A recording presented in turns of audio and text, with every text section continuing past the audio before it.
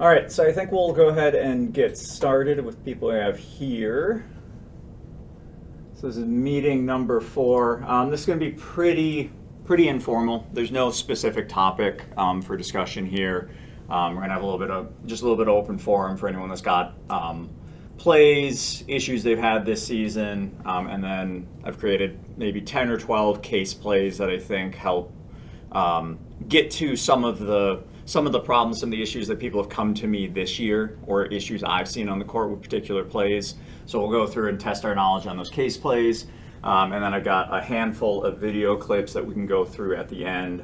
Some interesting clips, some what would you call, that I think will help test some of our rules knowledge and our calling.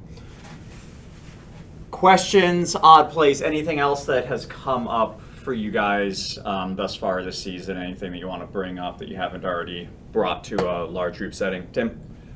So I worked with an experienced official and had him call something I've never heard of before, and I can't figure out if there's rule support.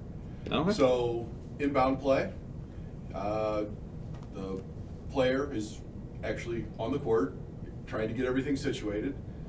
He steps out of bounds. The official goes to hand him the ball. The player takes a step back and doesn't accept the ball. And the official called delay game, put a delay game warning in it. And it makes sense to me, but I don't know if there's rule support for it. So for delay of game, there are a specific number of enumerated cases. So there are, I believe, 4 enumerated cases for delay of game.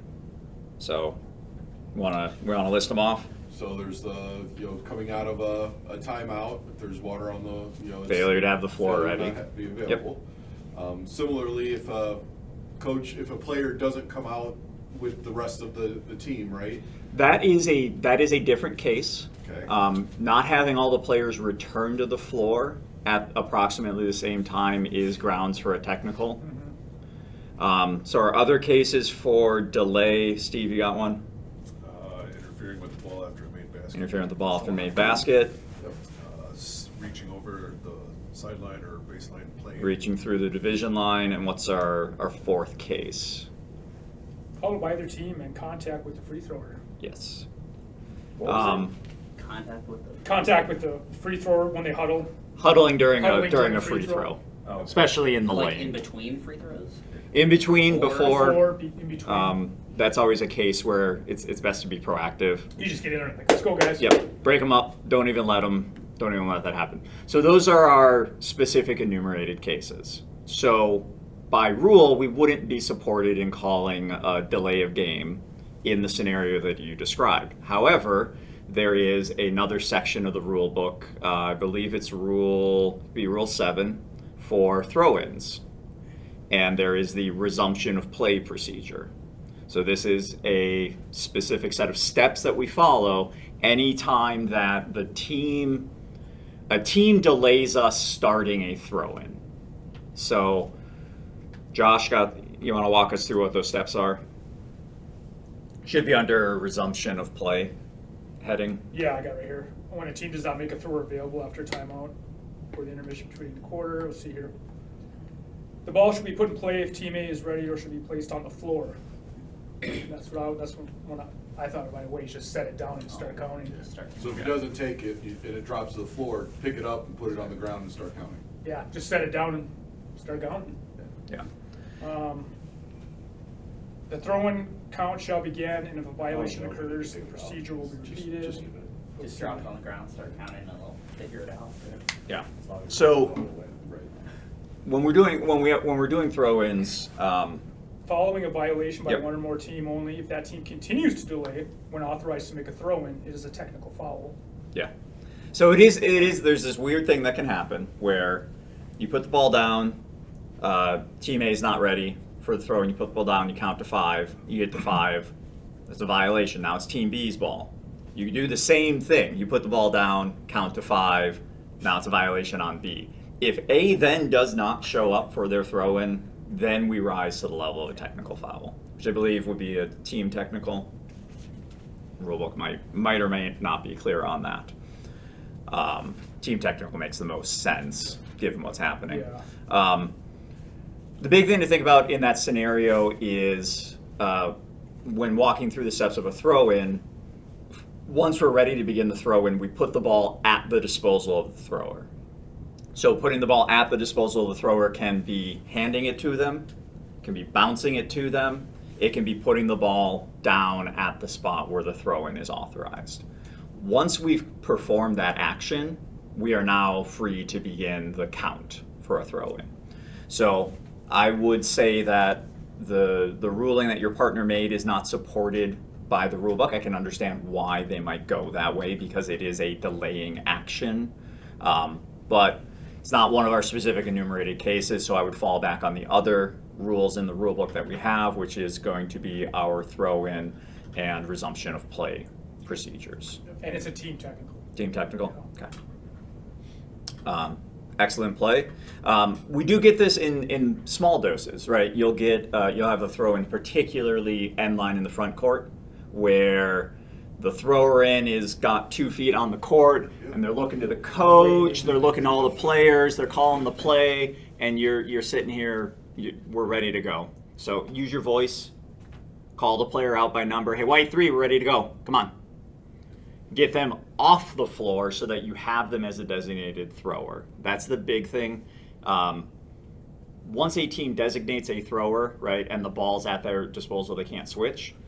If the player is standing on the court, it's hard to argue that they've designated a thrower. So get them to move out of bounds. You can then say that's the designated thrower and you put the ball at their disposal. Use our voice, move that play along. Don't let the players in that case dictate what the pace is going to be. You can give them a reasonable amount of time. I don't want to put the ball in after 2 seconds so the coach doesn't have a chance to call play, but 5, 10, 15 seconds, now we're getting to the scenario of they're trying to gain some kind of advantage. Give them the hurry out. So, excellent play. Anything else? Any other plays that you've seen? What else can we do in that scenario? Like, I just hate the optics of us putting the ball on the ground I and agree. start counting. Yeah, Like, doesn't look good. we always look like the assholes there and not the players. And then it becomes the ref show. You know, like that's what they say. Mhm. Mm-hmm. Like, what other tools do we have that we can use? Like, you're already talking, advocating with the players, get them to get their attention and make sure they're aware of what's going on.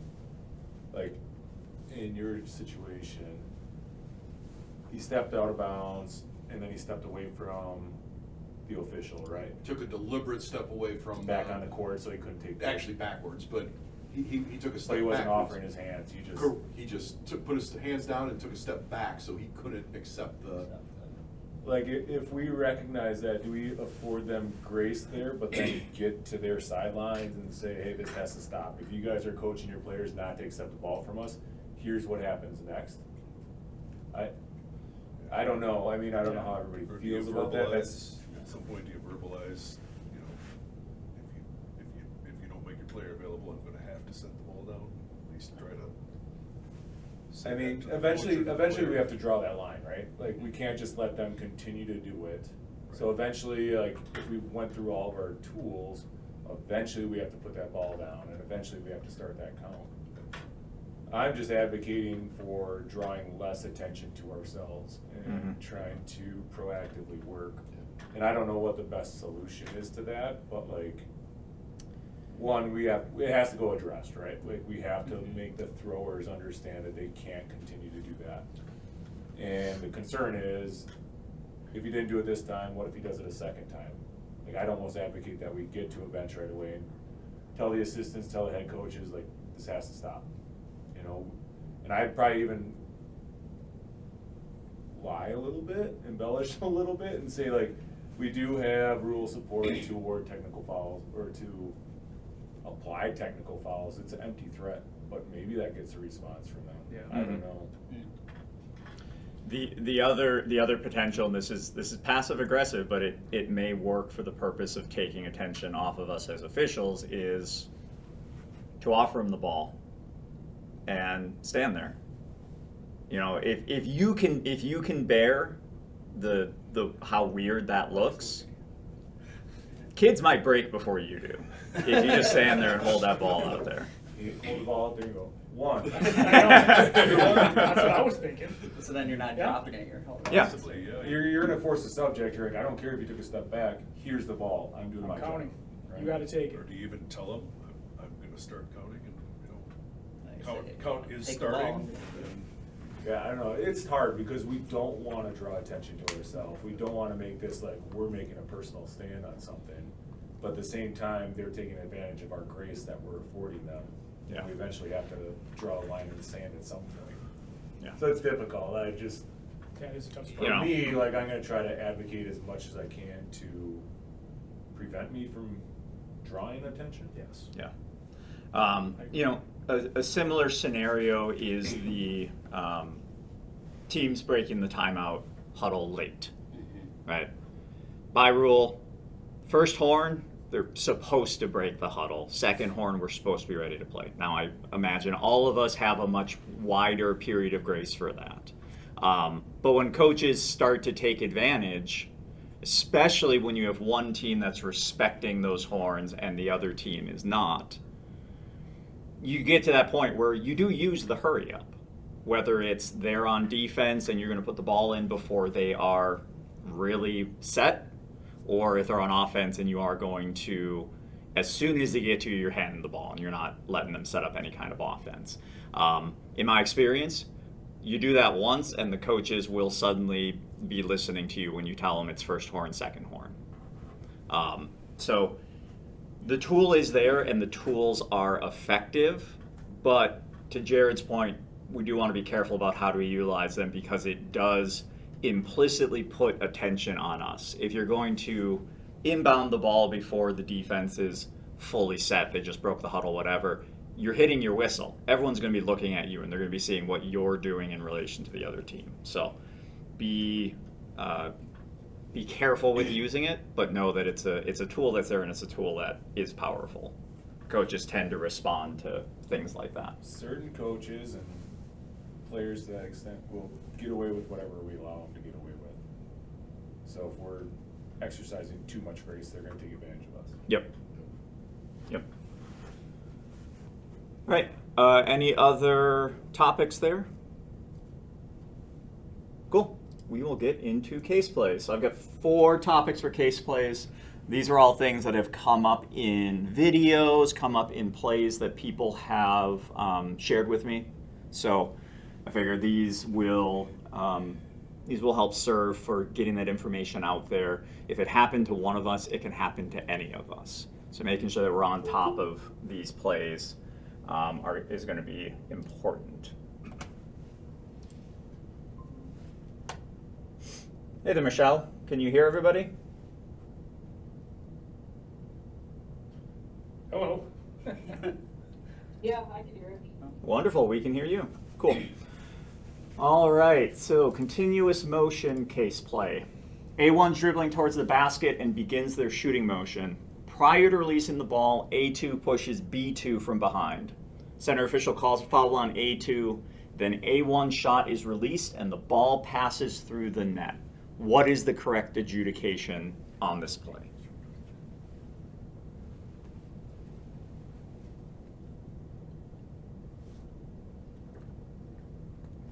Anybody want to take a stab at this one? Tim, what do you think? I would count the basket and then call the foul on A2. Okay. You want to walk through your mindset there? So with the continuing motions, since A1 had started to their motion to shoot the ball, Mm-hmm. I believe that by doing that, they get the opportunity to finish the motion, and that's why I would count the basket. Okay. Anyone have a different opinion on that?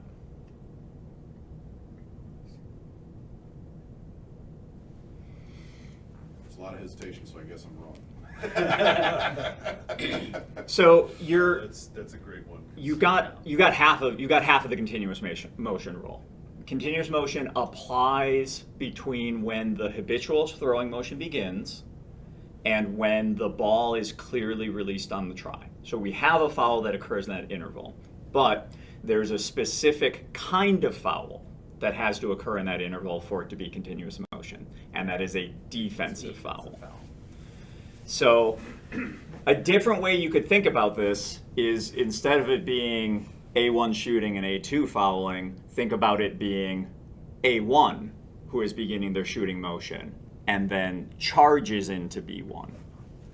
That's a player control foul, and Yeah, we're that one I definitely wouldn't have counted, so that's fair. Yeah. Yeah. So it's the same kind of play. It's just it's worded a little bit differently, and the specific key here is that continuous motion does not apply when a foul is committed by a teammate of the thrower. I don't like to use the word thrower here, but the thrower. So our correct adjudication would be no basket is scored. Throw into Team B at the designated spot nearest to where the contact occurred. Any thoughts on that? Any wrinkles? Anyone seen a play like this? So if that was flipped, if B2 pushed A2. If B2 pushed A2, so Yeah. that is a defensive foul foul. that occurs during the shooting motion. Then we would count the We It's would not count the basket. one free throw, And it'd be or probably it's not on the shooter. though. either bonus or possession Yeah. or spot. Yeah, I believe it'd be bonus or possession to team A. So where you see that play a lot is in throw-in situations with an elevator screen. So you will a lot of the time see a defensive player try to fight through the elevator screen, and if the screen is legal and they displace the screeners, that is a foul on the defense. And what you have to judge with respect to that is, because they're going to try and shoot a three off of that. Every time they're going to try and shoot a three. Did the throwing motion begin before the contact happened? Or was the throwing motion already, or did the contact happen first and then we had the throwing motion? Because that will determine whether you're going to count the bucket or whether you're going to wave it off and we're going to go either common foul or bonus free throw.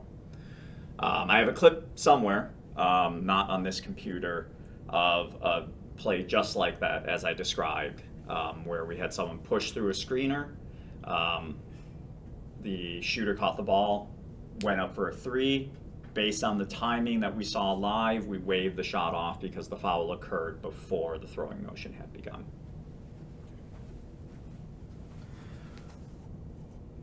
All right, next play. A1 is dribbling towards the basket. A1 is fouled by B1. A1 ends their dribble and immediately releases an unsuccessful try for goal after the foul. What is the correct adjudication on this play? This is not a shooting foul. Not a shooting foul, not a shooting foul. Steve, Jonathan, Tim? Yeah. Not a shooting foul. Agreed. Correct. Not a shooting foul. The Bonus big or- key, Just a bonus or Bonus possession or- at. potentially a bonus throw. Yeah, I didn't consider, in writing these answers, I didn't consider bonus throws. Yeah, possession at the nearest throwing spot. Yeah, 4.11.1 continuous motion only applies when the contact occurs between the start of the throwing motion and the release of the try. The big key here is going to be dribble, right? If the dribble has not ended, so let's break that down. What does it take for a dribble to end? What kind of things can happen that cause a dribble to end? What's the big one to cause a dribble to end? Two hands on the ball. Two hands on the ball. Yeah, that's number one. You can also have the ball come to rest in a hand. That's a little bit more, it gets into the game of basketball as it exists today. When does the ball come to rest in a hand or not? I use the two hands as the really big indicator of what it means for a dribble to end. We all saw what they called in the NCAA tournament last year with a ball that's spinning in a shooter's hand and taking extra steps. The thing that we can be the most sure of is two hands on the ball. That definitely has ended a dribble. Greg Blum always says, right, if we've ended the dribble, that's going to be, and they're, especially if they're moving at the end of the dribble, they're probably a shooter, right? Because they can't dribble the ball again. They're moving towards the basket. What are they planning to do with that ball? They are planning, more than likely, to shoot the ball. So you can start that habitual throwing motion potentially immediately when that dribble ends. Pay attention, because if they don't release it on a try, if they pass it off, then you can absolutely just rule that that was a pass. It wasn't a try. But key in on that interval from when a player is a dribbler to when they pick up that dribble and they now potentially become a thrower. Yeah, that's the verbiage I use with coaches too when they ask me. They say, he wasn't shooting. I said, well, coach, he had two hands on the ball. He was no longer a dribbler. Yep. He was making a move to the basket. The NCAA is really, really specific on this. There are multiple questions on the rules test this year that basically say they're dribbling and they get fouled and then they throw up a shot. Applying this standard helps us get rid of the circus shots. We're not going to give, someone's dribbling, they get fouled, and then they go and throw the ball up. We're not going to give it to them because they were a dribbler at the time that the foul occurred. They didn't magically get into a shooting motion because of the foul. It's hard when they do the one-hand scoop. Like, they feel Yep. a foul and then they just throw it out. Yep, and that's where it's going to be a lot harder when they're going in with that one hand. Use your best judgment. It's a judgment call by us, Yeah. and if anybody challenges us, just say judgment call. Like, my judgment was he was dribbling when that happened. He didn't start his motion yet, Yep. or vice versa if you're Yep. supporting it. Use that terminology with coaches. They're not going to know what we're talking about. If you tell a coach that he began his Started his habitual. his habitual throwing motion, they're going to be like, what does the word habitual mean? Rules language is really powerful for communicating with coaches because it can confuse them. And then they don't yell at you because they're confused. All right. A1 has the ball in the post. While pivoting towards the basket and beginning their throwing motion, A1 is followed by B1. Prior to releasing the ball for the try, A1's pivot foot is lifted and returns to the floor. The try is unsuccessful. What is the correct adjudication? 2 shots. Yeah. 2 shots? 2 shots? Tim, Jonathan, Jared? I like 2 shots. Pivoting towards the basket. I guess so. There's throwing motion starts before the pivot foot returns to the floor. Then it's 2 Correct. shots. Yep. So the trick here is the pivot foot returning to the floor. When we talk about continuous motion, we have the clarifications that we received this year, and one of those clarifications is that when a player is stepping or pivoting towards the basket as part of their throwing motion, they are allowed to continue that stepping or pivoting. They can only go up to finishing that movement. So you can't travel and get a shot off. But that doesn't mean that your shot attempt wasn't a shot attempt. In our rule book for the definition of a try, it specifically says the ball does not have to be released for a try to occur. A foul can prevent it from being released. The shooter could just give up on trying to release the ball because of the foul, because they're off balance, or in this case, they got their feet all tangled up. The foul still occurs during the throwing motion. So we're going to apply a continuous motion principle up until they complete that pivot motion, and then we're not going to allow any of the shot to continue, but we are still shooting 2 free throws. So this is one of those weird scenarios where it's a shooting foul, but maybe without a shot. Be ready to explain it to coaches. The number one complaint you're going to hear from a coach when you rule a shooting foul and the ball was never released, first thing coach is going to say as soon as you're within earshot, he didn't release the ball. He didn't release the ball. Know what your rule book says and just verbatim back to the coach. Coach, a try does not require that he release the ball. I had had this exact same play last night, actually. Not pivoting, but it was a guy driving to the basket, 2 hands on the ball, step, block. He loses his balance, he doesn't actually release the ball. Contact happens, he stumbles back, and then he throws up the ball and it goes in. Mm-hmm. So I go, and we got 2 shots, and Verona's coach is like, but he made it. Like, what's going on? I go, but that was a different movement. Like his original movement, he didn't release a shot attempt, and then he fell off balance, and then he threw it up. It's a whole separate act. Yeah. He said, "Come on, man." Yeah. So it's like- The other scenario here that you have to consider is a drive where they haven't actually started their throwing motion. So this is like the exception to sort of the Blum case of every dribbler that ends their dribble is a shooter. And that's a case where they end their dribble somewhere pretty high up on the lane. They get fouled, and then they take 3 more steps towards the basket and then release a layup. At some point, we have to draw a line. We have to say that you're so far from the basket that it's not part of your throwing motion, and it took you traveling to get anywhere close to releasing a shot. Have that standard in mind. Don't let the players run all over you. The NFHS wants us to expand offensive opportunities with that rule change, with that clarification, but don't expand it into the realm of being ridiculous. All right, I think this is the last continuous motion play. A1 has the ball in the paint. A1 begins an upward motion with the ball and is contacted on the arm by B1. After the contact occurs, A1 lowers the ball and immediately begins another upward motion. A1 releases the try and it is successful. What is the correct adjudication on this play? So he starts his upward motion, contact across the arms. Yes. We're saying he brings the ball back down because that foul prevented him from releasing it? Yes, and It's then not, like that, bringing it back down is not his normal movement. correct. Okay. Foul in 2 shots. Foul, 2 shots, Yep. not counting the basket. No, waving off the basket, shooting. This is similar to the example I That's gave with what mine. you had It wasn't last arm night, similar. contact, but it's Yeah. a separate movement that.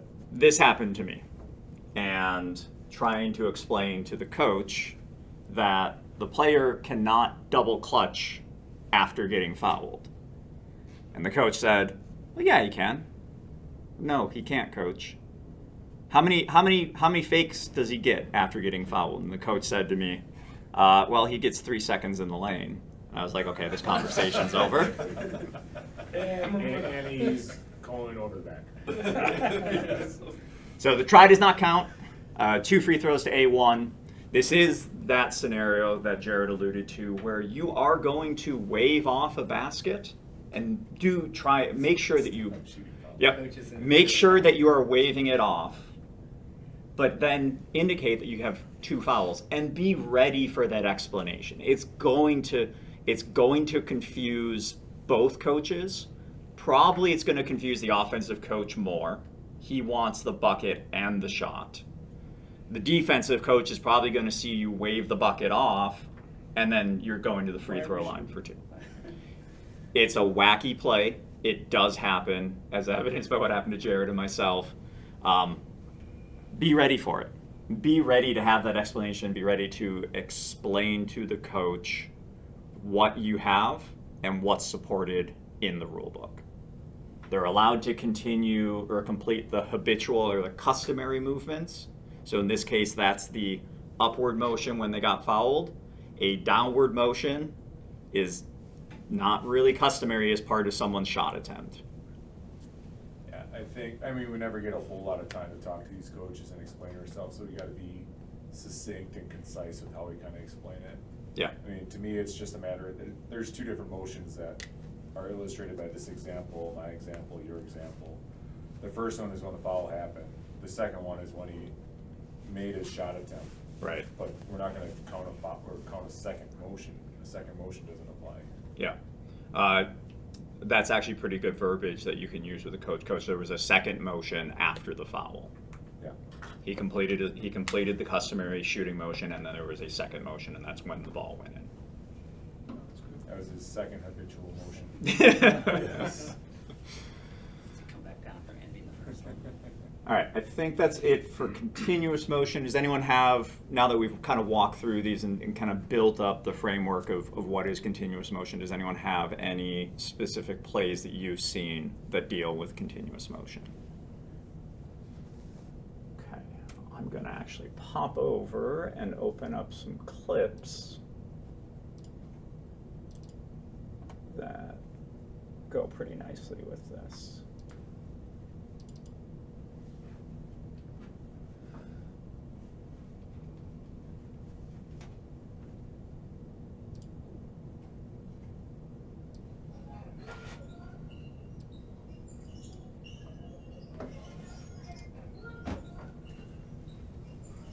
Still haven't been in this gym.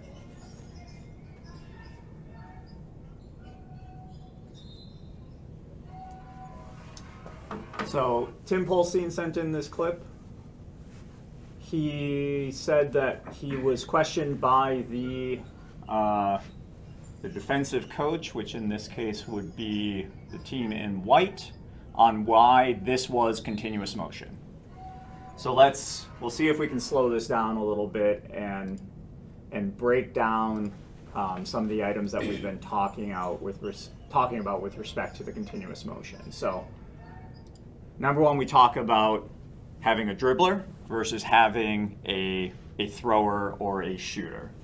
So if we kind of advance through this a little bit, we can pick a moment where we have a dribbler.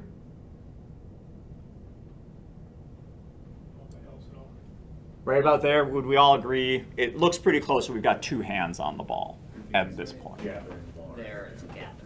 Yep. Motion starting. So at this point, the dribble has ended. I would apply in my personal philosophy that the throwing motion has started from this point. They're moving towards the basket, they've picked up the dribble, they're gonna do one or two things. They're gonna shoot or they're gonna pass. And what they do will tell me whether they've started habitual throwing motion. I believe the foul occurs, Is that third? It's gotta be on the primary handler, right? it is on the trail defender, I believe is who Tim called this The guy in the on. red shoes. Yeah, guy in the red shoes. I think it's a SWAT on the outside arm. Otherwise, the defensive coach wouldn't care. Yeah, so it's hard for us. We can't really see the exact time that the foul occurred, but we can definitely say that the dribble has ended. That foul occurs after the dribble ending, so it would be appropriate in this case to apply a continuous motion standard, count the basket, and we're shooting one. This honestly isn't that controversial of a play. I think this is as bog standard as continuous motion is going to get for us. So if coaches are going to argue that kind of play, then we know what we have to have in our back pockets for communication. They don't want to give up these and ones on these kind of plays. I mean, if we think about it, he got fouled. Let's see here. Right there. He got fouled a step inside the three-point line.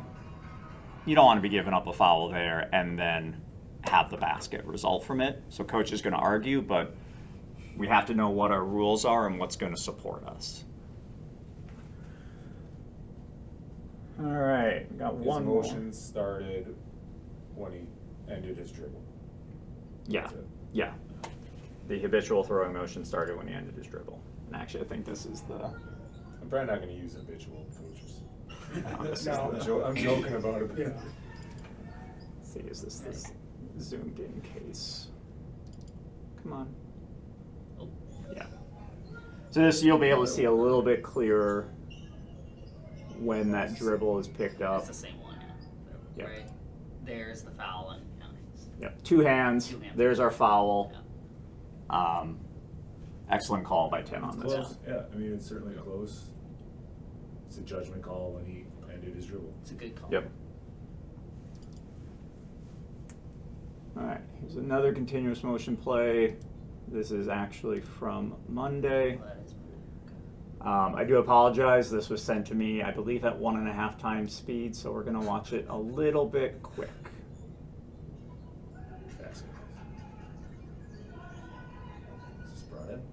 It is broadhead. Is that Mike banging it? That is Mike.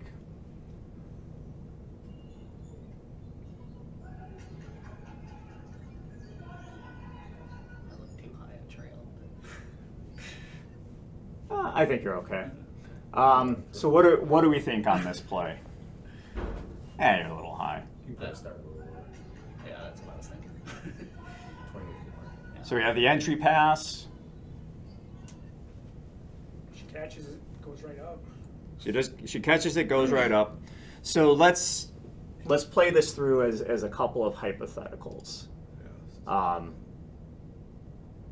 and pause it in a place that works. So we have a high entry pass. The girl that's receiving the pass is going to jump up in the air for this ball. So how would we rule, or how might we rule if she gets fouled at this point? Not a shooter. Not a shooter. Not a shooter. Receiving the pass. She just received the pass. She could dribble. She could come down and pivot. But what she definitely is not doing right now is starting any kind of shooting motion. So we know that if the foul occurred here, that there wouldn't be continuous motion.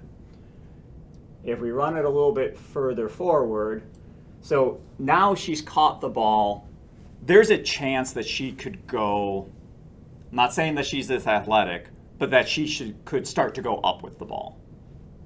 She hasn't come back down to the floor, but she could start some type of throwing motion that results in the ball being released. So we could potentially rule, depending on what she does from this point, that a throwing motion has started.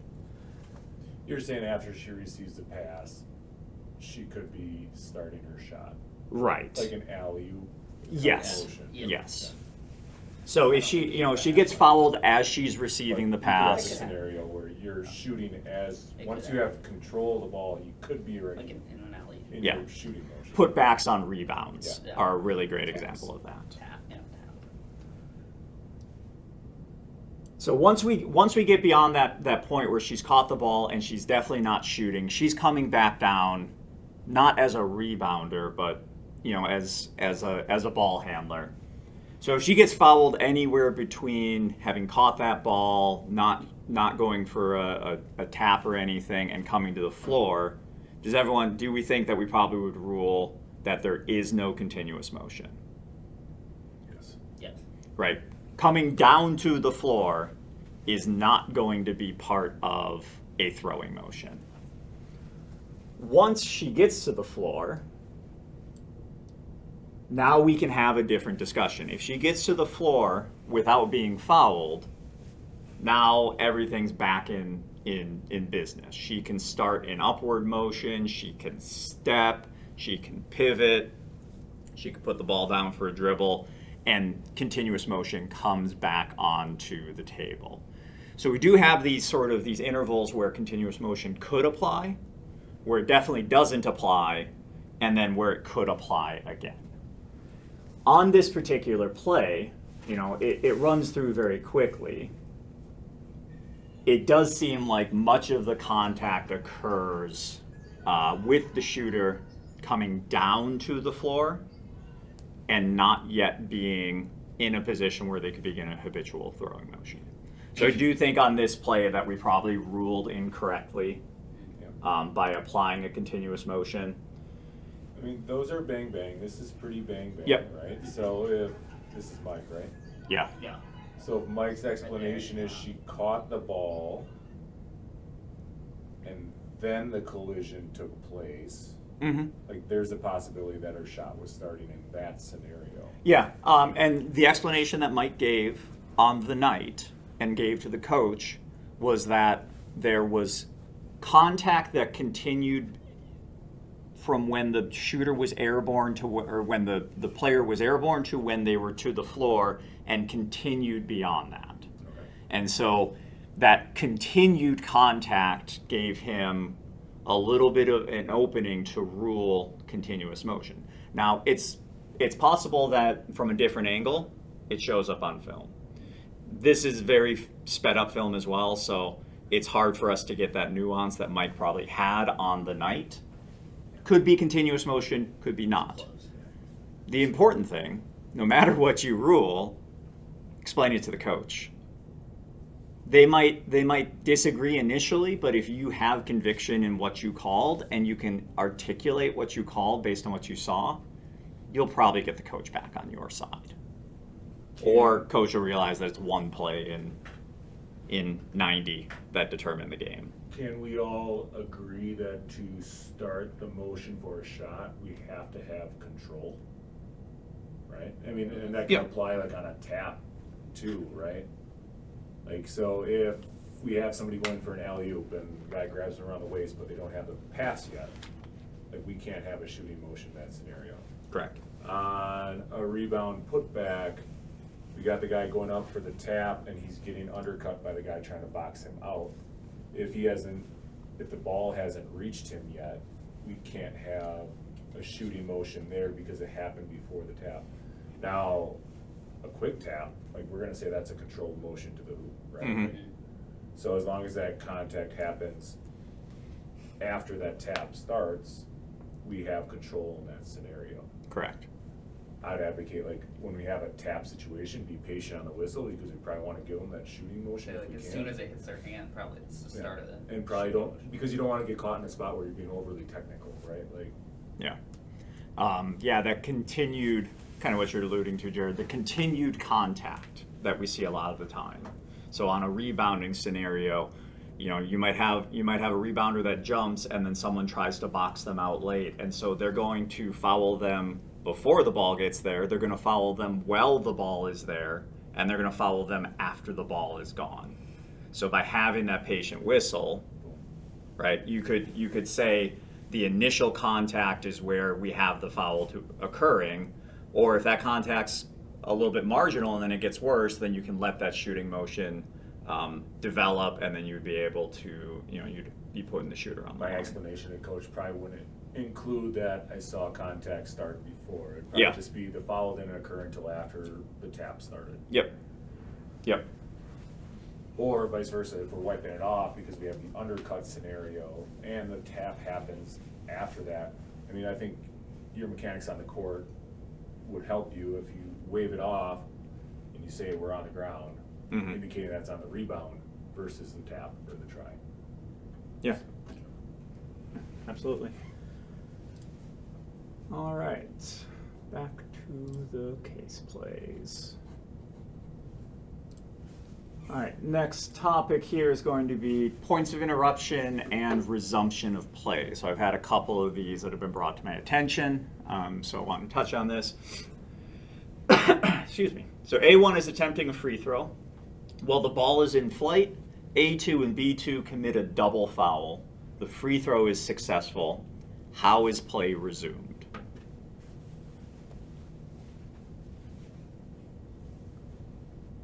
What do you think, Steve?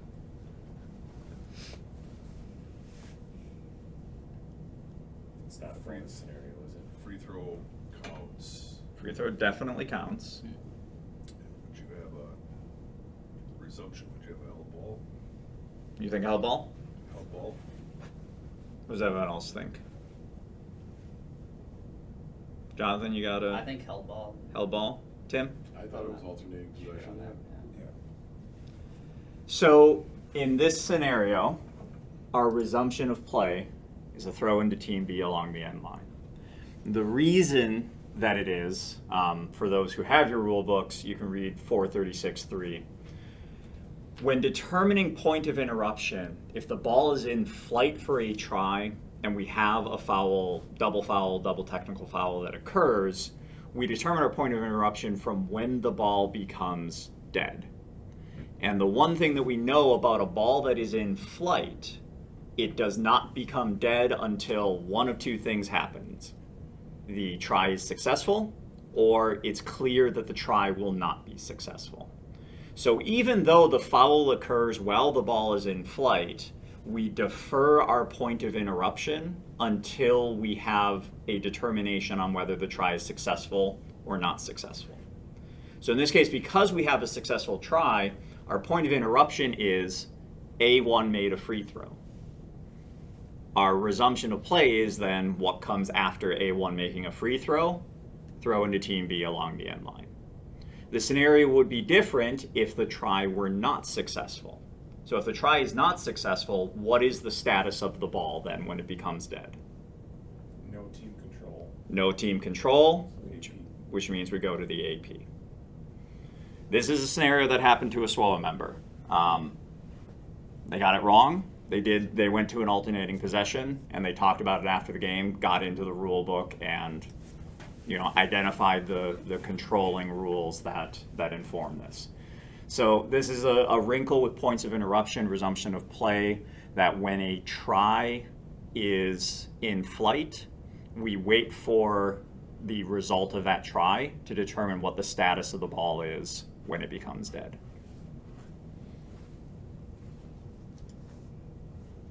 A1 releases a 3-point try. Well, the ball is in flight. A2 fouls B2. The try is successful. What is the correct adjudication and resumption of play?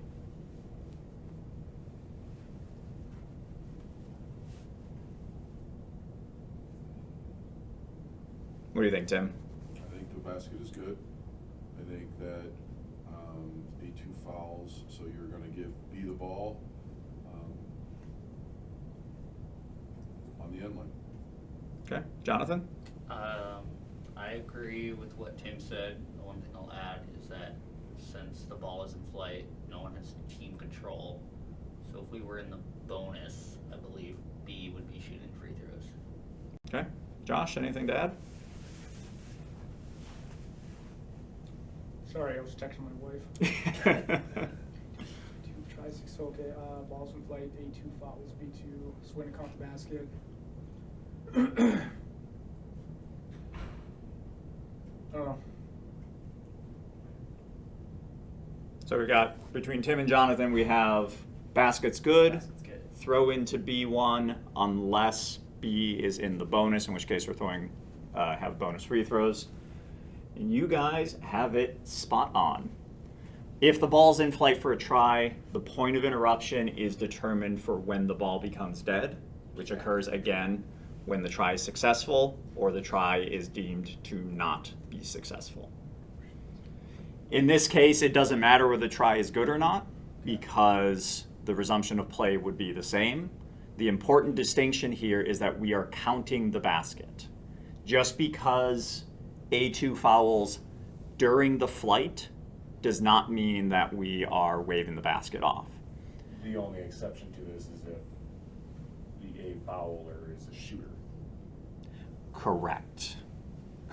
So if we have an Layup airborne scenario, shooter who then commits a player control foul, that is a scenario where we would wave off the basket. So this matches well with the earlier example about continuous motion. If the foul occurs, if A2 fouls while A1 is in their shooting motion, the basket does not count. If they foul after A2 has released the try, the basket does count. To be clear on your clarification, so shot comes back to the floor, takes an extra 2 steps and crashes. He's completed his. Ball's still in flight. He's not an airborne shooter anymore, so He's now not. it's just a loose ball foul on that guy. Yeah. So that is specifically an airborne shooter exemption in the rule, or exception rather. So that's the only time, and it's meant to address these particular scenarios, to say that an airborne shooter who then fouls someone, that is a scenario where the try does not count by rule. It's not constructing everything together, it is just written in the rule book. The try does not count in this scenario. Let's see, and for that I have this clip.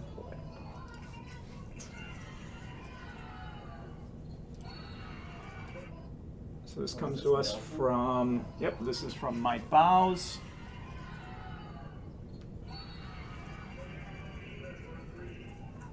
So he's going to have some rebounding action over here.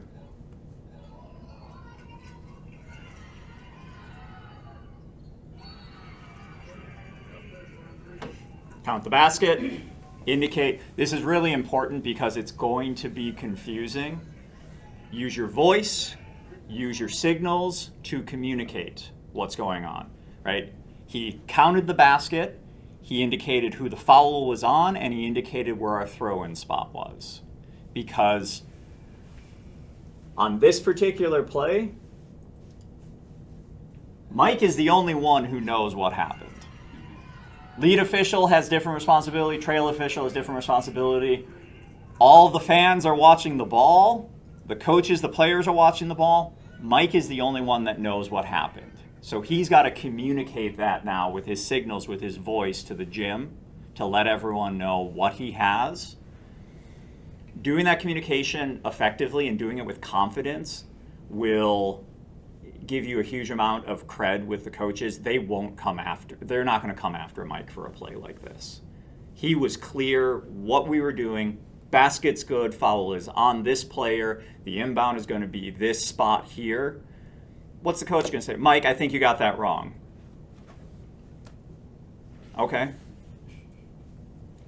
Coach doesn't know what the adjudication is there. But knowing what you're being clear in your mind about what your resumption is going to be on those kind of plays is going to give you a large amount of leeway with coaches. You look good on that play, he's probably going to give you a break on one that's a little bit marginal elsewhere. I think another thing that Mike probably does really well on this play, this player's down on the floor. They're out of the play for whatever's happening here. I don't have the clip of what happened immediately before, but maybe he thought he got pushed. Maybe he thought he got tripped. He was unjustly fouled. This is a scenario where you can have your antennas up, and I think Mike's eyes are down on this player here, so that when they stand up, right, he might be headhunting a little bit. He might be looking for a body to go run into the back of. So having that situational awareness that you might have had a player who thinks they were fouled and didn't get a call, they might pop up and they're like, okay, well, if I didn't get a call, against me or in my favor, then clearly they're not going to call something when I go and do, escalate to the next level. So really good awareness on his part, staying engaged with that play, antennas up.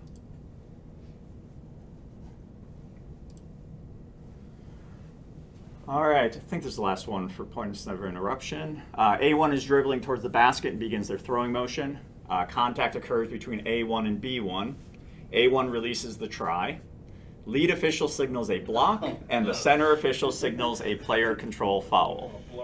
The try is successful. What is the correct adjudication and resumption of this play?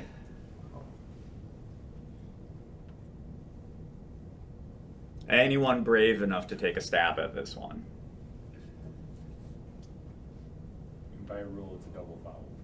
By rule, it is a double foul. Can you articulate why it's a double foul?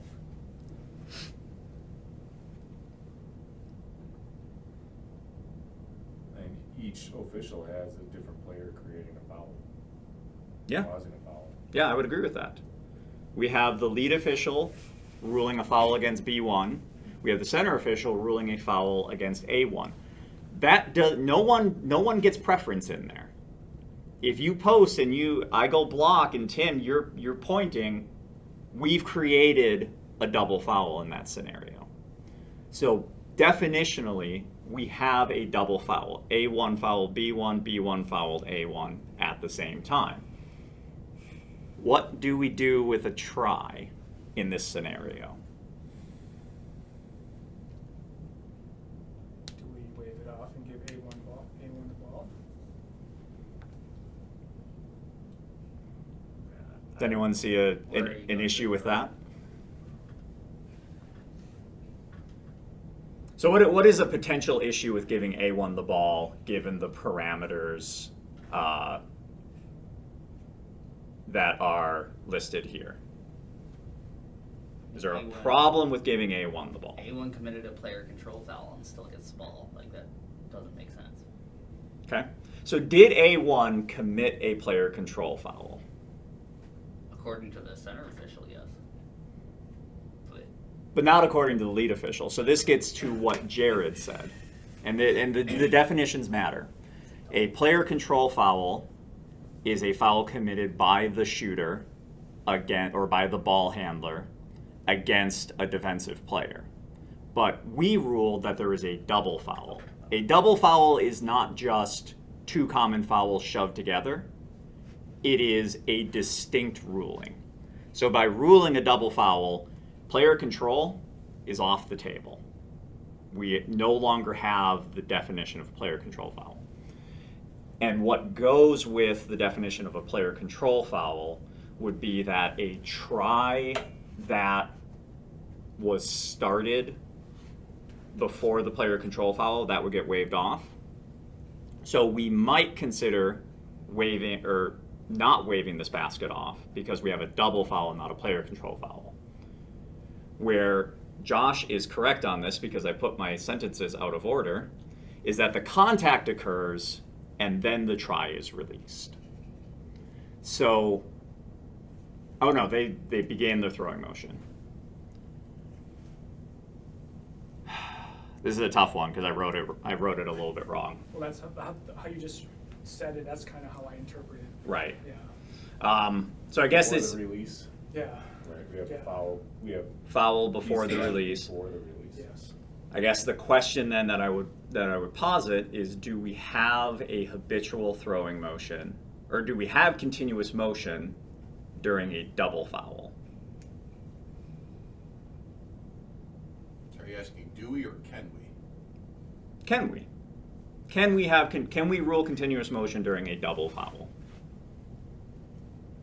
And I would potentially argue that no, we can't, because the thing you have to have for continuous motion to apply is a defensive foul. And we don't have a defensive foul, we have a double foul. So as I wrote it here, I think we wave the basket off and we give the ball to A1 because that's where the possession occurred. Now, if A1 releases the try and they're an airborne shooter, Now you have a blarge. now we have a blarge, double foul. In that scenario, we count the basket because we no longer have a player control foul that can wave it off. So this is the forbidden piece of trivia. You never want to have to apply this. So double fouls, you can't have a player control foul. Is that what you're saying? Yes, because a player control foul has a different definition Okay. from a double foul. And that's why we have a foul by the airborne shooter, but in this instance, we count the basket. Yes, It's a double foul. because it's a double foul. Okay. Yep, it's the forbidden trivia. I hope that no one ever has If you're to. the C, just fucking post. Yep.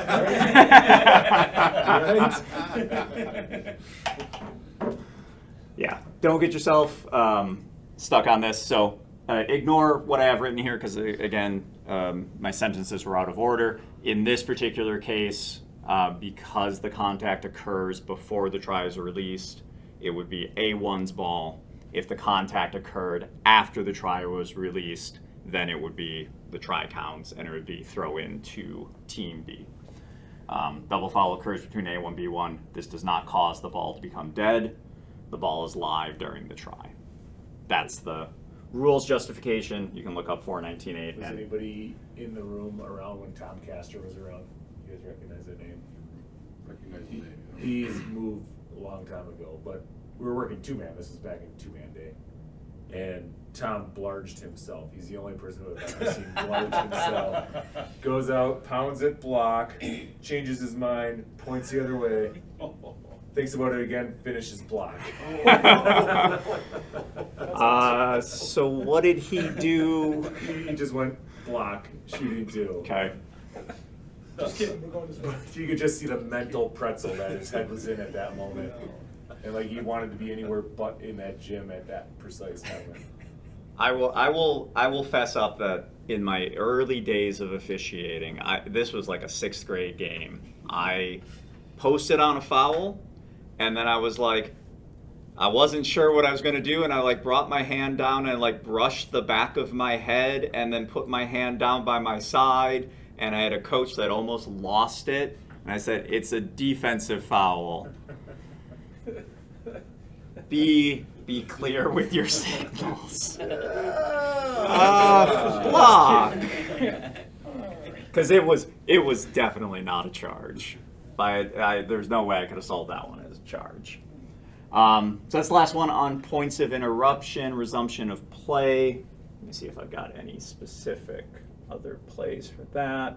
Doesn't look like it. Any other questions? Any comments on the points of interruption? They're really strange. They're always going to be. Most points of interruption are going to involve off-ball fouls. They're going to involve double fouls, things that don't happen to us that often. And they're going to require clear communication and knowing going into the scenario, what am I going to rule? The number one rule that a lot of officials have is don't call anything that you don't know how to enforce. And this is, I think for a lot of officials, this is a place where maybe they wouldn't want to go with a double foul or something similar because they don't know what the resumption is going to be. So get it in your bag, know how to adjudicate it so that when these situations come up, you can rule confidently. Backcourt. Backcourt turned out to be, for some crews, a bit of an interesting thing this year. So A1 is dribbling in the front court. A1 loses control of their dribble, and the ball strikes the division line. A1 regains possession of the ball with both feet in the front court. What is the correct ruling? And the ball's touching the division line, The ball has touched the division line. but it hasn't touched the front court. It's being dribbled in the It's in the front court and then it touches the division line. Right, but then where's the ball end up? Regains Back in possession the of the front ball court. with both feet. So think that they lost their dribble, Pressure up top on the point guard. bounces on the division line, and then they Okay, gather that's what I thought. off of one With bounce. Both their feet still in the front court. Both feet still in the front court. Well, the ball hasn't gained, doesn't the ball now have backcourt possession based on touching the division line? I would agree. So what does that then mean for our ruling on potential backcourt violation? We have a violation. Violation, We have a because- backcourt because violation. he's- We he have is a front court, violation, yeah. but it would have occurred in the front court, so the throw-in would be in the new team, new Interesting. possession team's backcourt. I didn't think about that. No.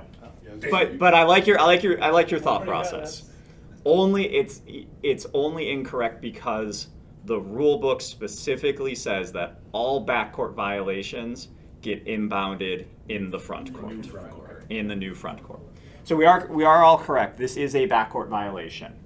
It is a backcourt violation because Ball. A1 causes the ball to go into the backcourt and is the first to touch. The rule book does not make a distinction about where A can be and be the first to touch. It just says A1 cannot be the first to touch. So in this case, cause the ball to go in the backcourt, touching the division line. Division line is entirely in the team's backcourt. This is a backcourt violation. So the old last to touch, you can't be the first to touch. Yes. This has happened. And the crew was on top of things and they ruled correctly. That is a backcourt violation. A1 is throwing in the ball from the end line in their front court. A long pass is thrown to A2 near the division line. A2 jumps in the air, catches the ball, and lands. First foot in the front court, second foot on the division line. What is the correct ruling? Play on. Play on. Tim? I was backward. You think backcourt? What do you think, Jonathan? I said play on because A2 never has possession in the front court, correct? But I would argue that he does because he possessed the ball, his first foot landed in the front court, and you only need 1 foot to have possession. You're thinking right. There is an exception to that specifically. And so this is an exception built on an exception. So what is the really important controlling principle in this play? what really matters about this play. He's airborne. He's airborne, but even before that, It's coming from a throw-in. it's coming in from a throw-in. So what is our exception for backcourt violations on a throw-in? You can go into the backcourt. You can specifically, if you are airborne, you can be airborne from the front court Yep. to the backcourt. And that's not a violation. There's a lot of technical reasons why. I won't get into those, but it's not a violation. That's the way the exception is written. So now what we have to suss out is first foot in the front court, second foot on the division line.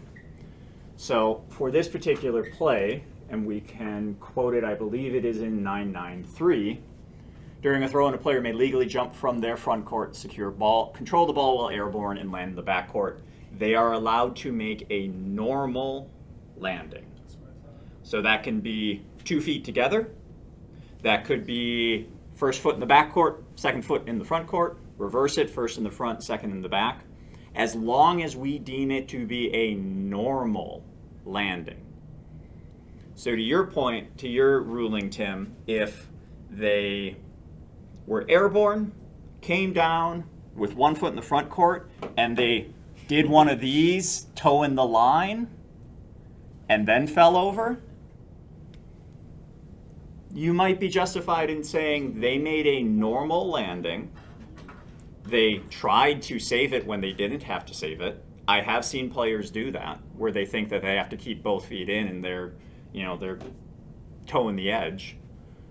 So you might be supported on that particular play in ruling that way. This happened on Monday, and I had a coach all up my backside about how it was definitely a backcourt violation, and tried to explain to him. Some coaches are not going to understand this, that they're allowed to land with 2 feet, and it can be 1, 2, as long as it's a normal landing. Because it's a throw-in, they're allowed to finish landing. Yes, And once they've landed, if they're in the backcourt status. Yes. Yep. That's what I thought, with that foot touching, he had backcourt status when he came down. It's Yeah. the normal landing, but was my thinking. Yes. Without that last sentence, Yeah. the adjudication's right. Yep. Would be right. So this is our exception to the backcourt rule, and this is like an even further clarification in 993 that they're allowed to make a normal landing. A1 throws a pass from the backcourt into their front court. The ball strikes the center official, who is entirely in bounds and in the front court, and rebounds into the backcourt. The ball is touched by A2. What is the correct ruling? I'm going just right away with backcourt. Backcourt violation? Backcourt? Yeah, backcourt, because the ball is. We're the same as the court. Yeah.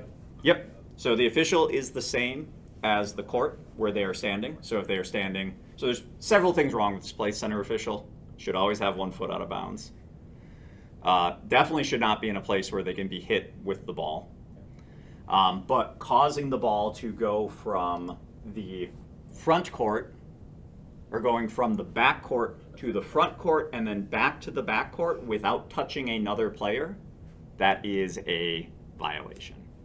This is the rare violation. I've seen one play where it was a girls' game, it's somewhere down south, and a girl threw like a baseball pass that rebounded off the front of the rim, landed in the front court, and then ended up in the back court. And you could justify that it was a pass.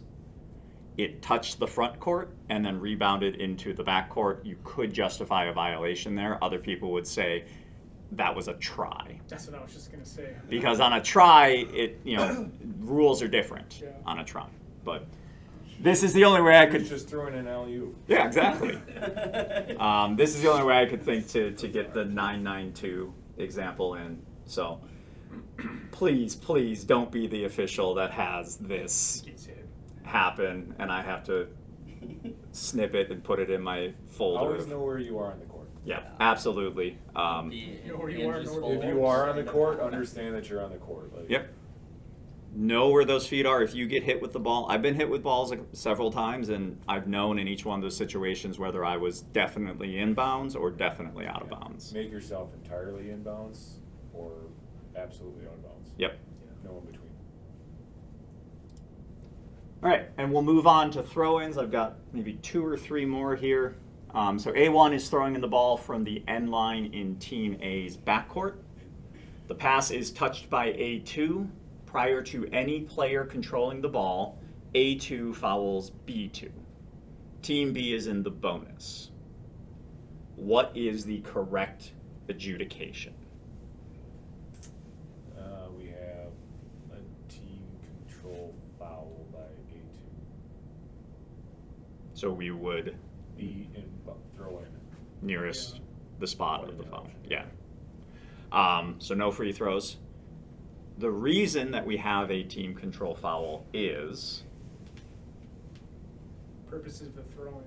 When the ball's at the disposal of the throw in, they're in team control. They have team Correct. I say team control begins when they so control there was it. a Discretion. clarification this year, not a rule change, just a clarification to help us understand that when team control is established via a throw-in, that team control continues until a player establishes control. And then we might have the same team control or we might have different team control happening.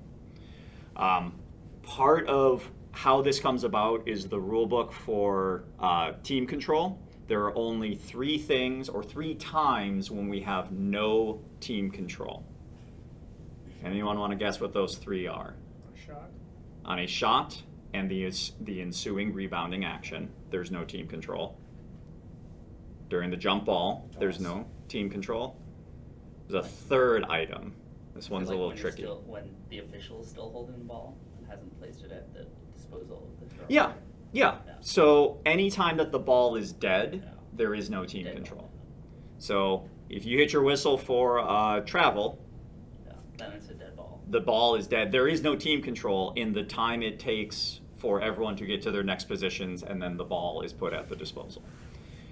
That bit matters for considering how do we adjudicate fouls, because any fouls that occur within that time frame, obviously they're going to be dead ball, technical fouls. There is no team control, so don't try and don't try and outthink yourself that White's going to be in possession and White committed the technical foul, therefore it's a team control and we're not going to just ball's dead. There is no team control, so we don't have any of those odd situations that happen with shooting. Always a or good not play to shooting. touch on with partners too. Jonathan, you and I had this Oh. at Marshall. It was with Marcus, we were just talking about it, but loose ball, like an interrupted dribble, tip pass, something like that, then a member of that offensive team fouls somebody pursuing that loose ball. Until that ball's possessed by the defense, we still have team control, so Yep. we wouldn't have a bonus scenario if the foul is by the offensive team. Yep. And Until that it's controlled. that comes about because we have those 3 enumerated times when there is definitionally no team control. So because it's not one of those scenarios, it stays with the team that was previously in team During control. an interrupted dribble or a loose ball. Yep. I've had it happen where an entry pass was deflected, the ball is going towards the other basket, and a foul occurs during that interval by what was the offense, and we shot free throws and we talked about it and we looked at the clip and we had no change in team control prior to that foul occurring. We should have ruled a team control foul and not shot bonus free throws. That happened at the boys state tournament maybe like 7 or 8 years ago in like the final 2 minutes, and they did shoot free throws. Yeah. And it was just an error. Yeah, even at the highest levels, drill this stuff before your games because it will happen and it will catch you out. It does, yeah, it sneaks up on you. Yep. Last case play, throw-ins. So A1 is throwing in the ball from the end line in Team A's backcourt. B1 is defending the throw-in. A1's pass is deflected by B1 and strikes the underside of the backboard. The trail official blows their whistle. what is the correct adjudication?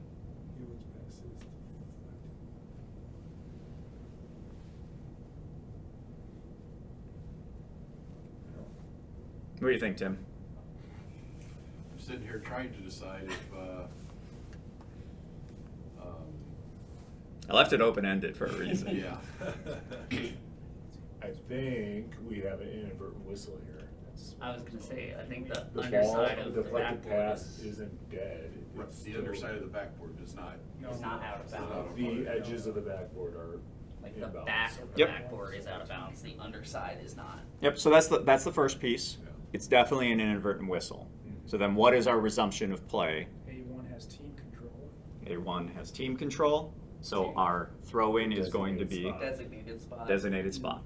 So this is important if A1 were throwing in after a made basket and this were to happen, the Then they next cannot run. part of their next throw-in is going to be on the spot. They are not going to have the ability to run the line. This did not happen to me, but something very similar happened last week. Same exact play, but instead of the ball striking the underside of the backboard, it struck the back of the backboard. And it mattered, so we didn't really have the question about team control, but it mattered for what is our next throw-in spot going to be? Is it going to We had be? it happen at deflection by the defense. Oh, did you? Yeah. Yeah. Right. So A. Deflection by the defense, technically out of bounds. It's Causing the back of the backboard. Hits the back of the backboard. So A keeps possession Yeah. at the Yep. They throw it spot where it went out of bounds. designated spot. Yep. But I don't think it's a designated spot, it's an out of bounds. It's where, Well, okay, so It'll be designated, Right. but Yes. it's. You're Yeah. correct. Yeah. For the sake of brevity, yes, we use the term designated spot to either mean the closest spot to where it went out of bounds or the nearest it's not the 4 3 feet, spots. It's not one of the 4 spots. Yeah. It's the nearest spot to where it went This out is of bounds. different than the IW scenario because the IW turns into an actual designated spot. Correct. Correct. So that is a play that actually happened. They had the shortest girl inbounding and the tallest girl defending her. Excellent combination there. Okay, so we've got time to go through a couple more clips. Jonathan, you have several that I want to let you talk through. Okay. So we'll start with Oh, where do you want to start? we'll start with this one. Oh, this one's a doozy. So I'm gonna run this all the way back. The basket lays nothing good, and they will not have to inbound. They won't have to inbound. It's a layup for Schneider. The basket. So it's a basket by White. Lays nothing good, And White's, and they will not that's have to important to inbound. know, time and score. White is down, or hits the basket to cut it The to Yeah. basket 2-point lays nothing good, deficit and with they will 5 not seconds have to left. And they're out of inbound. timeouts, yeah, that too. So what are your thoughts on this play, Jonathan? Well, my first thought watching it is that it's a deliberate act by White to throw the ball out of bounds to stop, To create a dead ball. create a dead ball and stall. So it should be like, well then is it a delay of game warning or just a straight technical for What do time you- wasting, what do you think? creating a dead ball? I think it should be a technical for like an unsporting act trying to create a timeout essentially. And then Black should be shooting free throws and get the ball at the division line. Okay. What does everyone else think about this? I agree, but I don't know the exact proper way to get it done. Mm-hmm. Tim, thoughts? Have a 5-second runoff and the game's over. I was gonna say, I like a believe clock we have run. rule support Yes. for Yeah. ending the game. Don't there stop the if clock it's and let it under run 5 out. seconds. Yeah. Because they're So trying to gain an advantage. I think as soon as the official hits their whistle, they've cooked themselves. Yeah. Yeah. You can't run time off the clock once the clock is stopped. Yeah. That's not ever gonna be supported by rule. You have rule support just to let the clock run out. Yes. Yes. They made Ball's it in the just a corner of couple the years gym ago. because the scoring team put it there. Correct. We have So- rule support, just let it run out. Yeah. Correct. So this is, I believe it's a clarification in a case play. Yeah. If the clock is under 5 seconds when they do this, you ignore it. I mean, it's awfully close. It was maybe at 5.5 or 6. It was awfully close, but I think it's close enough that Delayed let's something see. good, and Yeah, I mean, it's debatable, very like, close. when When he does when it. does the delay start? We're not Does- gonna. But you're get not gonna them split back. if it's like if it's You're- under. Yeah. If You're it's close gonna enough, you're I gonna think see you're him throw supporting. that ball, and you're gonna look up at the clock and be like, "There's 4 seconds left." It's Let it close go. enough. And you know the Let it go. intent, yeah. Yeah. So you are supported by rule and case play clarification to ignore it. You are also supported by case play clarification to just go straight to a technical. Because that's what I would have done in this. You do not have to go through the middle ground of issuing the warning. So So they do this at 7 seconds. Yeah, or Clearly like throw the 12 ball seconds. in or 7 whatever, seconds. yeah. Now it's in the corner of the gym. Yeah. Now we can go straight technical. That's technical. Yeah. Try to run to 2 and hang a technical. Yeah. because in these plays, we don't want the defense to gain an advantage by breaking a rule. That's why they give us that leeway to upgrade this in a particular way, because the way the rules are written, there should be no advantage gained by violating, by committing a foul, by committing an unsporting act. There should never be an advantage that results from that. So that's why the case play includes these options to either ignore what they did or just escalate right to a technical foul, because they are gaining a distinct advantage by breaking this rule. So this has happened to a SWOA crew in a playoff game. They did the same thing this crew did. They stopped the game and put a delay in, and it almost had a material impact on the game. If you find that you are drawn in by the player throwing the ball out and you're like, oh, that's an illegal act, have it in the back of your mind when you hit that whistle and you look up and you see that it's under 5 seconds. Just know that I need to go straight to a tee. We can't let the defense gain an advantage by breaking a rule in this way. Because if you don't give them a tee, if you just put a warning in there, then So that's they Now, get. now they steal the inbound. Yeah, they have 3.4 seconds. they They get can an set option up to their score. press. Yep. Try and get a steal, or hit a 3 and win potentially. Yeah. So And you do stop it, it's a team technical for an unsporting act? Is that, I mean, what would you say to the coach when he says, what's the T for? You could probably classify it as an unsporting act. I mean, because it's deliberately wasting time when they don't have a timeout. Yeah. And trying to gain an And advantage. trying to wrong, gain an like, advantage. unfair I'd say acts. that's an unfair. Yeah. Yep. Unfair, yeah.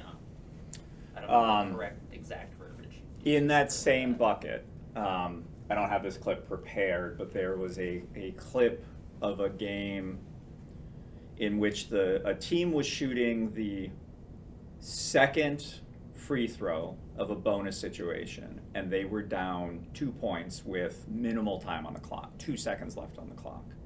And so they were trying to miss the free throw deliberately so that they could get a putback. And the defense repeatedly committed free throw lane I violations. remember this. We talked about this.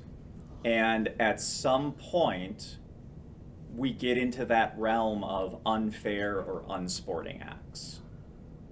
And so, while the unsporting act subsection includes a bunch of specific examples, like the coach can't swear at you, the players can't taunt, things like that, there's also a statement that basically says, or other things. So there's a pretty wide bucket. You could also rely on referee's discretion. I forget what that rule is. It's like Making 2. a mockery of the game or. Something like There's that. there's lots of things to stop that act from happening. This is probably the same kind of play where we would draw on that rule in order to support issuing a technical here. Let's see, Jonathan, I want you to talk through this one because I'm curious what the room has to say about it. Oh. Yeah, I guess just watch it. Watch the action down there. Woo! Whoa. So what went through your mind live? I think think I was I a C across the Can you floor? play it again? Yeah. Yeah. I sure can. Your thought process was what the? Yeah, I'm at C across, and I just so yeah, shot goes up, white gets the rebound, then blue gets the spin. There's loose ball. Blue ends up with it, gets a flip back, and then like I just see that, and I'm like, what the hell just happened? So like as He was a just like, what the hell? There has to be something. I mean, he put his hands out, like the Jesus hands, like, what the hell? You gotta call something there. Like, I think that was his reaction. But, so let's pick it up from here. Who has verticality there? When he's standing up for the. Right. So let's consider both blue and white. At this point, no one's done anything wrong. Has anyone done anything wrong yet here? Are we looking at this and saying like there's a problem with what one or the other player has done? He's standing Yeah, over, I mean, but I white don't think is, it's. it looks like white is standing over blue, but I think he ended up there because blue dove for the ball, so he kind of dove through him. It does look like. Yeah, I think he's just getting up and Yeah, his momentum just Doesn't kind of seem like he's trying. he's to not be. trying to stand over. yeah. So I look at this and I say, well, I'd have a hard time penalizing A Yeah. for doing anything. But then all B does is stand up. He doesn't realize that there's 150 pounds of extra weight on his shoulders necessarily. He's just standing up. Yeah. So, I'm not really sure on this. There's no extra either. I mean, he think truly it's just really stands nothing. up. Like I Yeah. said, I think it's a no call. That's what However, we decided. Yeah, is there anything we can do as a crew to make sure that this doesn't become something later in the game?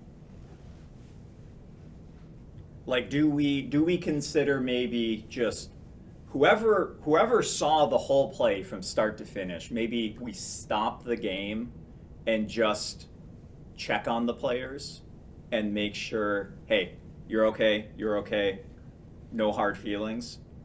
Because for sure, if anyone's going to feel, hard done by this, it's White. yeah. He's the one that got sent ass over tea kettle. So just, it's maybe an opportunity. He just got thrown on his shoulder. Make sure that he's okay, and make sure that he's not going to hold a grudge against that He player. doesn't do some stupid shit. Right. after. And you guys had the rest of this. I assume you had no problems the rest of the Yeah, game. I mean, it ended up being a one-score game, but we didn't have, or a one-point game, but we didn't have any issues after that. It was, and kind of the discussion was like, well, did anyone see like the full? Because we were focused on like the loose ball action and never really saw the full play. We just kind of saw him Yeah. the And end it's of it, and we're You got like, a what the hell scoring- happened? You got a scoring play, Yeah. which you realize. Yeah, so like Yeah. we're looking at the shooter and not really like those two guys away from the. I'd be looking at Cody's tracksuit. And this is a tough play for us to judge after the fact because the camera moves away Yeah. from this action. So if we're talking about court coverage, Marcus, he's primary. He's got all of this action that's coming in here. I think, Jonathan, you probably realize at some point that Yeah, I'm headed you back. might need a little bit, you might need to help him a little bit. Yeah. So you got your head turned back. And then I kind of like start leaking back. Yeah. So it's kind of natural as this play kind of develops now. I'm like, oh, Your eyes might be yeah. drawn to the ball. Marcus is picking up his primary defenders down here. Austin might have the 10,000 foot view, but if he's not looking at that specifically, it might just pop up in his field of view. So I think as a crew, it's understandable that this might get missed, which is why it might be a good time to just slow things down and just step in and have a conversation, make sure everyone's okay, and make sure there's not going to be any continuing action out of it. Any other thoughts on this play? But yeah, Glad. basically we just said no one had a full and complete view of it. We just let it play out, no call. So what would you say to like Cody on that play then? What would I say to Cody? When he's over there, I don't know, sometimes you just gotta be honest. Like, Say the kid Coach, just I'm stood up, sorry, there was like- no Yeah, I expert. mean, I would too. we had a It was scoring play, in I contact. saw the ball, I caught the tail end of this, Yeah. I'm not sure what happened. Yeah. Yeah. Yeah, I think That's you can what- be honest. If you didn't see it, you didn't see it. Yeah. If you and saw I it all, like the- it, but they'll appreciate the honesty. I mean, Yeah. they can't argue with you about it. If you saw it and you don't see any fouls, you just say, I have that being incidental contact, I'm not sure who, Yeah. Yeah. you know. Yeah. Good answers. was he upset about this one? I don't know if we really talked sure. to him. I think it was more upset. He- all right. This is a play from a game I had over the holiday. So it is 2.5 seconds left. Oh yeah. Madison West is up by 3 points over Kimberly, and they are inbounding in their backcourt. So, for context, I can't even get the mouse. I'm way down here. I'm on the end line. I'm the inbounder. Mike's here, or Mike's across as C. Josh is here as trail. There's no conflicts in holiday ball. It's the only time. It's the only time. I worked it too. So entry pass, stolen.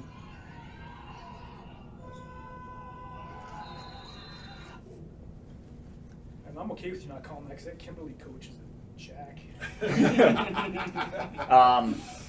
This one, when I went back and watched this, He grabs him. you know, he definitely grabs him, and not getting this one, you know, it doesn't sit well with me. Yeah, should've been Yeah. intentional. What I will say, as the lead official, I picked up the play at this point because I saw the hand from West behind the Kimberly player. I did not see the contact that occurred before that. So, as a crew, I want to think about how could we have gotten this correct. Because it kind of looks like Mike's kind of straight line there too, and then me, Mike I'm can't you know, really see it. I got like 4 guys in front of me. Yeah. I don't think Josh has any part in this play. Mike is going to end up he's probably looking through 2 bodies. He has to try to get eyes on that. You could though. try and get eyes on. Yeah. So You could slide down. I talked to a lot of officials about this play. I think the only thing that can guarantee that we get this call right, and it goes all the way back to our setup. This is where we are roughly, I'll even go back a little bit further. At the beginning of our throw, and this is our setup.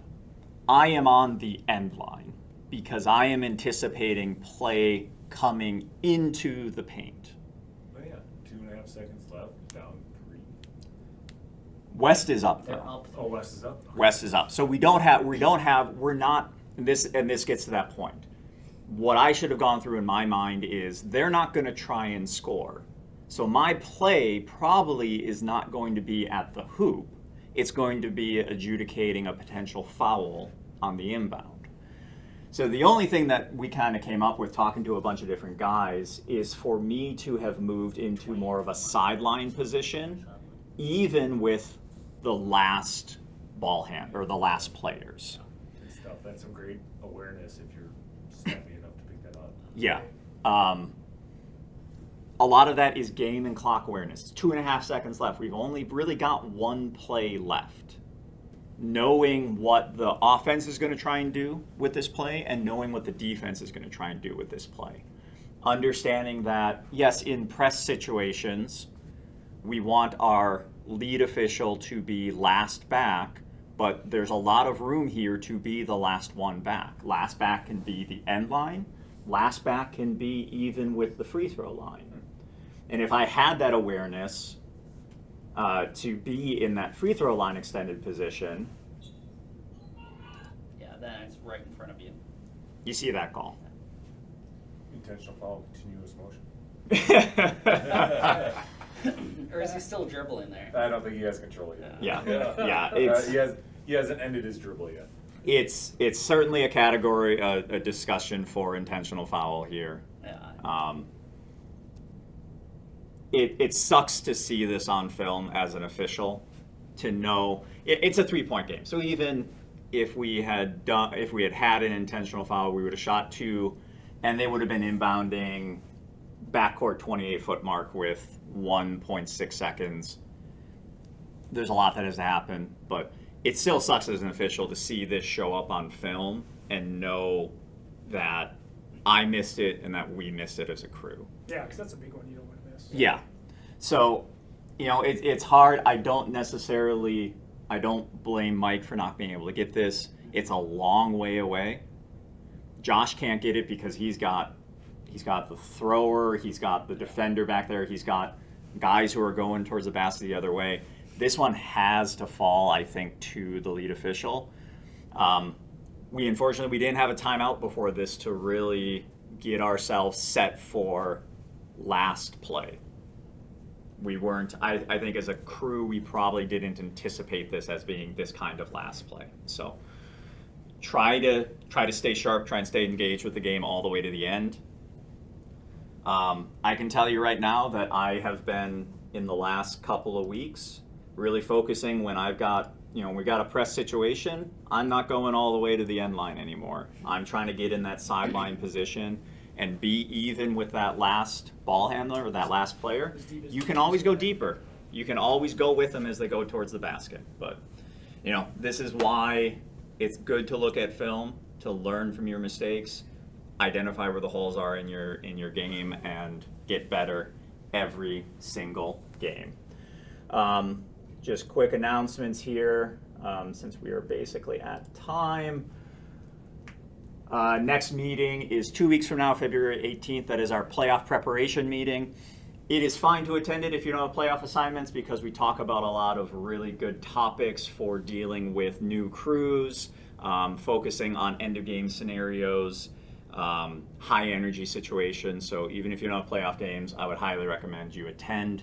And then if you do have playoff games, make sure your arbiter is set up. That's how the WIA is paying us, direct through arbiter. If you don't have it set up, I don't know how you're going to get paid. So please do those things. Send me plays, send me clips, call me on the phone, text me if you got plays that you're not sure if you adjudicated correctly. I love cracking open the rule book, my digital rule book on my phone. But otherwise, if there's no other questions, thank you guys for attending. Thank you for everyone who was online. Good luck with the rest of the season, and I'll see you guys in 2 weeks.